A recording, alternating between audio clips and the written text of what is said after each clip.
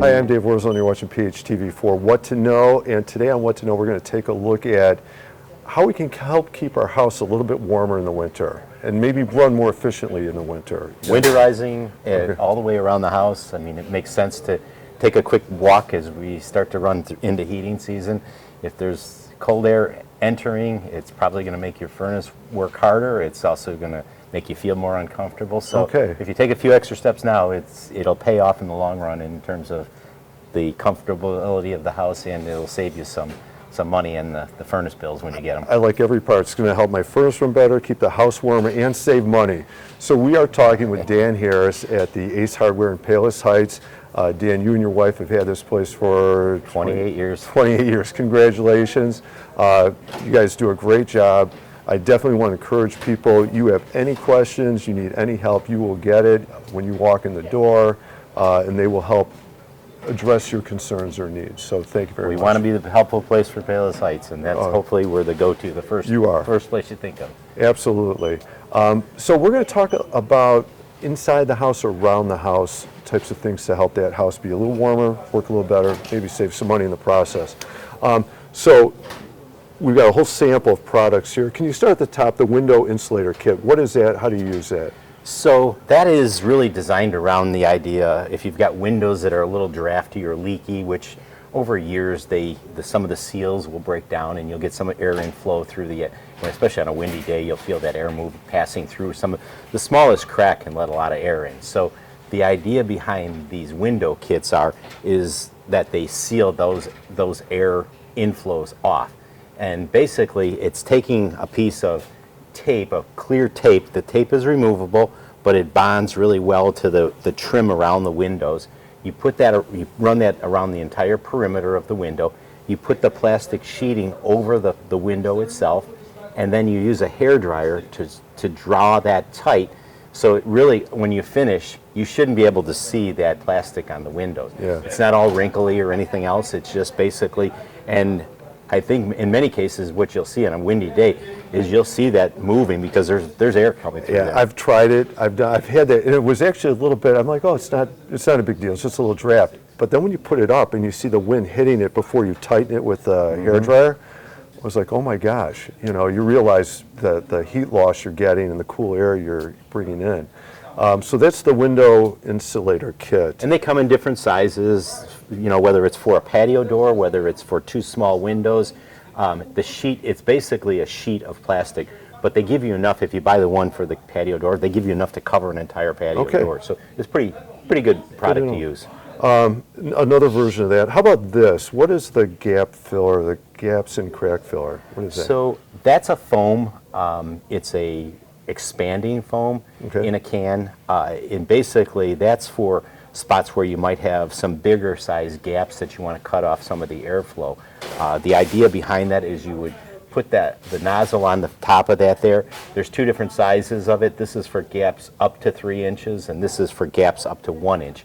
So if you've got some bigger size gaps that need to be filled in, the only thing I caution you on it with that is it's not removable. So you only want to use that where you want that to be permanently blocking some of the airflow. And are you using this inside the house or outside or either or? Most people use it on the outside. Okay. I would say I see it occasionally used around like in the plumbing underneath the kitchen sink. If you've got a big gap on an outside wall, some people will fill it there. Right, okay. But it is, if you go to take it off later, it does create a little bit of a mess. So it's definitely outside.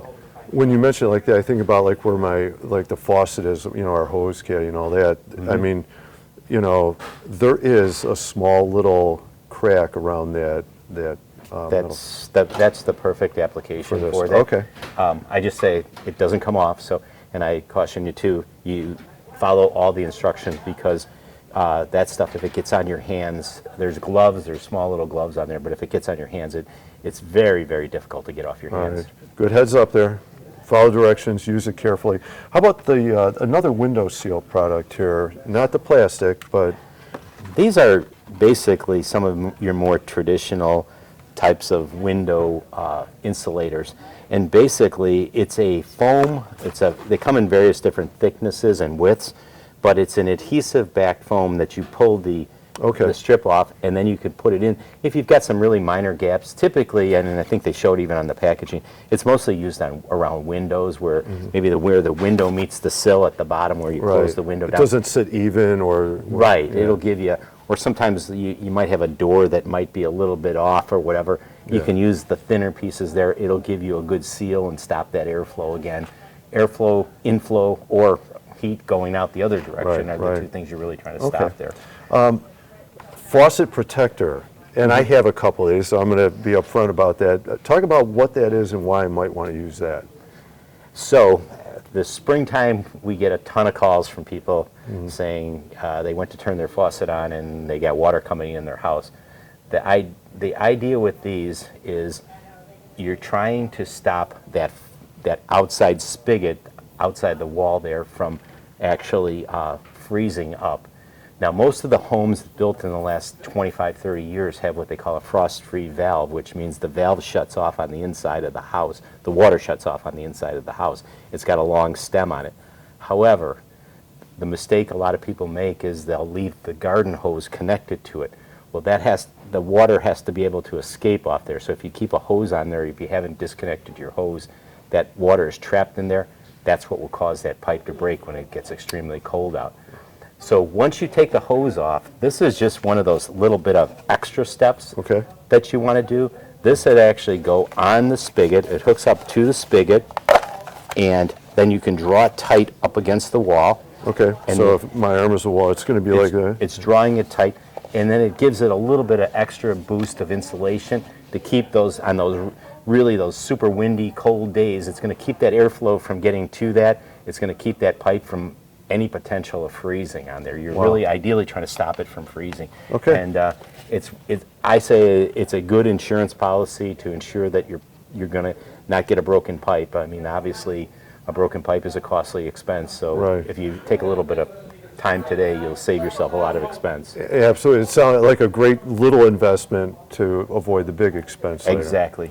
A couple of other products I want to ask about. One of them one of them behind us right now, and that's the space heaters. Right, like I have central heating. A lot of homes do, or people have boilers or whatever.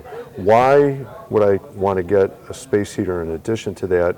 And I get that, like maybe you have a room or an office it's really cool, right? Why the space heaters? How do these help in a home? Well, for the most part, they're mostly supplemental heating. Okay. Generally, they're not primary sources of heat, but you might have a cold spot in your house somewhere, just like you said. You might have an office. I know on my house, the outside office at the far corner of the house, it's got exposed walls, so it's generally the room that takes the cold air. It's the hardest time getting that warm again. So these are supplemental. There's a couple different types. Like everything else, heaters are something you really want to be careful with, but if they're used properly, they work well. This one here is an oil-filled one, so it acts like the old radiant type of heater. There's no anything exposed there. You basically are exposing nothing to a heating element, so it's safe. If you do have little kids around, it really runs pretty safely around them. It warms up the room. It takes a little while to get it up to temperature to work, but it does work really well. There are the new things now are heating towers, and basically the towers are a little bit more vertical, so you can put them in a little bit smaller areas, and it pushes they've got a fan with them, so it'll push the air around the room a little bit and give you a little bit more heat throughout the room. Okay, and I see these are ceramic towers as compared to the oil-filled. Right. The ceramic is basically the source for, you heat that ceramic up and the fan blows that air across it, and that'll give it some of the heating capacity. All right, good, I like it. So another way to help kind of, level out the heating in your home, especially those cold spots. The last thing I want to ask about furnace filters, because I hear all the time, about replacing them, air conditioning to summer, from the summer to fall to winter. What about the furnace filters? How often should we be taking a look at that, do you think? I tell people, the furnace filter is a tool to protect the air in the house. The least expensive furnace filter is going to protect the furnace and dust from building up on the furnace, on the blower in the furnace. But that said, think about it. The furnace runs more frequently in the wintertime. It also runs more frequently, the blower does, in the summertime when you're cooling the house. So the more you're using those, the more frequently you want to change the filter. Generally, the recommendation is every 30 to 45 days to change it at this time of the year. It's probably the most, I think, the practical way to do it. It keeps the air clean in the house. It keeps the furnace clean. As you go up in value on the price of the filters, the filter becomes better. It protects the air you're breathing versus just, it protects the, it pulls out more of the finer particles of dust in the air.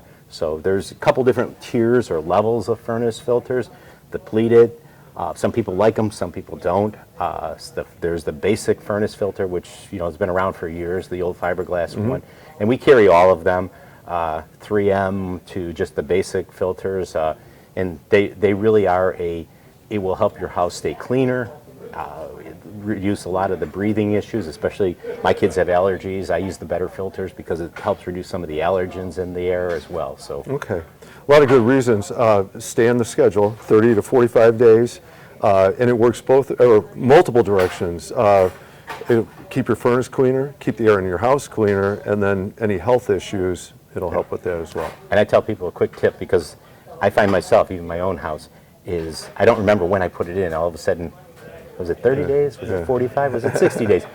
Take a marker when you put it in write there, the date. write it on the side of it, write the date on the side of it, go down there, check it periodically. You always know that you get the right time. I like it, good tip, and I'm of that age, write it down. Yeah, exactly, I'm right there with you. All right, well, Dan, thank you very much. Your great help, great tips here, and a great advice on what people can do around the home to make it a little bit more comfortable. My pleasure. Thank you for coming in.